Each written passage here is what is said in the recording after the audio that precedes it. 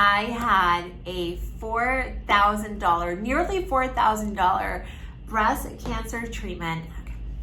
I had a nearly $4,000 breast cancer treatment that didn't work. And today I'm going to share that story with you. You can see by my bald head that there was an issue going on. I'm talking about cold capping, and I'm going to just share my story with you and fill you in. Okay. As you can see by my bald head, well, I do have some hair growing back now, but I had a nearly $4,000 breast cancer treatment that did not work. And today I'm going to share with you all the details on it. Hi, my name is Lauren O'Connell, and I'm the beauty editor at Cosmopolitan Middle East magazine. I'm a mom of 2 teens living in Dubai. I've been here for 15, nearly 16 years now, and I'm from the USA. And I was diagnosed with invasive ductal carcinoma on February 15th, 2023. Today is September 2nd, 2024 when I'm making this video, and I want to share with you my cold capping experience. My breast cancer diagnosis came as a complete surprise to me, and living in Dubai, being in the beauty industry, there is a lot of focus on looks, and also I just really loved my hair. I wanted to keep my hair. I've always appreciated my hair. I've loved my hair my entire life. I've taken great care of it, and I did not want it to fall out. So when I was diagnosed with breast cancer, my oncologist said to me, there is this thing called cold capping, and if you do cold capping, there's a chance that it can save your hair. So naturally, I just jumped on it. I said, yes, tell me what it is. I will do whatever it takes. And I tried Penguin cold capping, and this is the story. So I will say before jumping into this, if you're trying it out, I say go for it. Even though it didn't work for me, you should still give it a try because it does work for many, many, many women. I happen to have been on the toughest type of chemotherapy. It was prescribed to me. And when I first found out that I would be taking the doxorubicin with the cyclophosphamide, which is known as that combination is known as AC or Red Devil, I was told by my cold cap representative that actually that's a pretty tough regimen and there would only be a 50-50 chance of it working.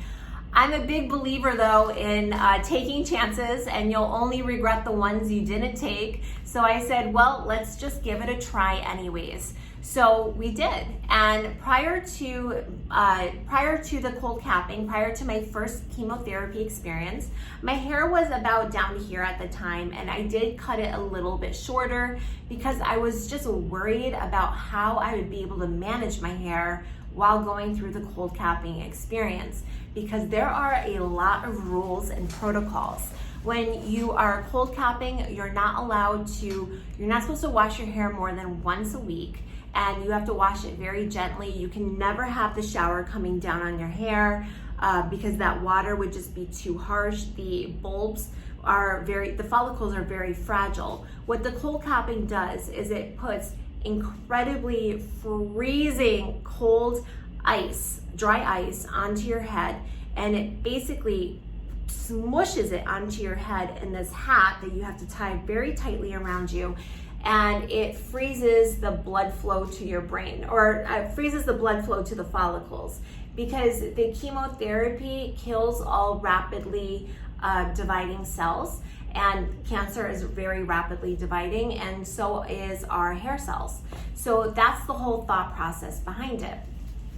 So first day we went and we did it, and I had hired the cold cap representative. He's this lovely man in Dubai, and he did it for me. Every 15 minutes, the ice was changed out. We had to order the ice the night before. It's a whole, oh my gosh, it's its own little universe. And, I had to order a big cooler, the specific cooler to keep all the ice in, and we did the whole thing. So we brought it to the hospital, and then the gentleman would take the ice and he would wrap it around my head with the hat, every 15 minutes. We started an hour before the infusion began, and afterwards he came home with us and he kept changing it every 15 minutes. Maybe it was every 30 minutes, but he kept changing it regularly for another 4 hours. So cold capping is long. It's a long, long day. It did make me feel incredibly nauseous to have my head so tightly bound. And of course it's very cold. I could handle the cold, but it was just the constant squeezing of my head. But to me, it was worth it, because if I did it and it was able to save my hair, you know what, so be it. I can put up with a tough 8 hours.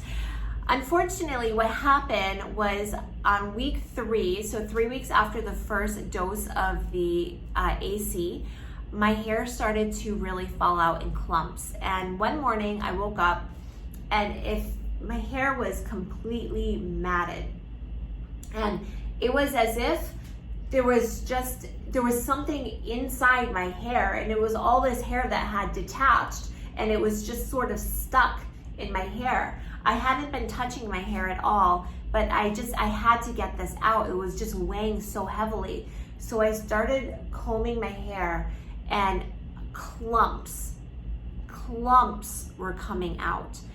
I couldn't believe it. I was in constant contact with my representative, or my cold capper, I should say, on WhatsApp. WhatsApp is WhatsApp's a very popular texting app, but it's not really used so much in the US, but out here in the rest of the world, everyone uses WhatsApp. So I would WhatsApp him and show him pictures, and he said to me, "Oh, Lauren, this isn't good. You know, please don't touch your hair anymore." And I tried to do everything he said, but within a week, I lost about 80% of my hair. It just all fell out of my head. So the cold capping didn't work for me. And there are people that go through the same regimen I went through, and they are able to maintain their hair, or 70% of their hair, 80% of their hair, whatever it is, but it just wasn't enough for me. So I ended up doing a total of, I believe, 3 cold capping sessions, and then we decided to stop because it just obviously wasn't working for me. I had my husband and my kids shave my head, and I made a little ritual out of it. I ended up burning the hair along with a list that I made of everything I just wanted to leave behind in my life. You know, outdated beliefs, outdated energy sucking practices I was involved in, people pleasing, oh my gosh, you name it. I just put down everything on that list I didn't want to have in my being anymore. And I burned it along with my hair. I put some crystals around it, and I just had my own little ritual and said goodbye to that hair. And in a way, I was saying goodbye to that old me. So I still would recommend anyone to do cold capping that's interested in it. The Penguin cold capping, from my research, is much better than the cold capping that you would get for free at the clinic. The Penguin is just much more intense and really can preserve that hair. If I had done the clinic one, I definitely would have had the same outcome with just my hair falling out. But now, you know, it's coming back in, and I'm so happy about that. And more importantly, I'm happy to be alive. I'm happy to be making these YouTube videos. And I've found that actually having a shaved head isn't that bad.